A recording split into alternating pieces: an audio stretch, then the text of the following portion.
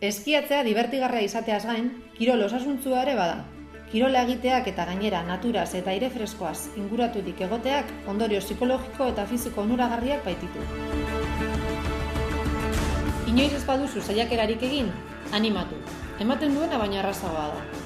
Tentatuko zaituelakoan, hor doakizu gomendio batzuk.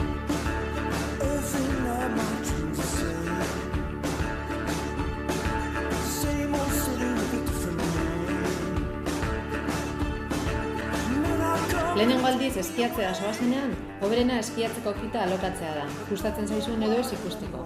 Hori bai, behin gustoko duzula jakitean, zure ekipo propioaz egitea dagoena. Beharrezkoa izango duzun materiala. Pare bat eski lokailuekin. Lokailuetan egokitzen diren botak.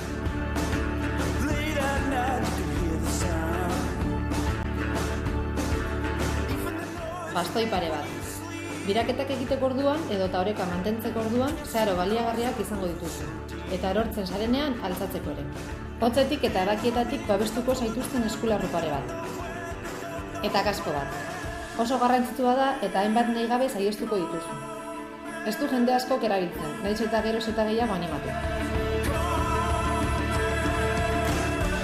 Ekipamendu osoaren jabe egin zarenean, jaitziera hasi zenezake. Eskiatzeko teknika kontrolatzea garrantzitsua da. Beraz, lehenengo aldiz monitorearen laguntzarekin hasten bazara, hobeto. Eskiatzen dakien jendearekin joan arren, profesionalak oinarrizko pausuak erakutsiko dizkizu. Teknika menperatzeko eta hemendik aurrera praktikatzea da kontua. Lesioak ekiditeko martxan jarri aurretik luzatze ariketak egin.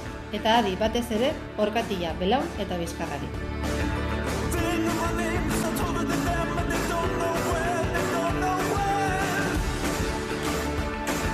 Kontutan izan ere, botak ondo izten direla, eta ziurtatu fijazioak oipestatuak daudela, eta egokiak direla zure tamainu nahiz pizurako.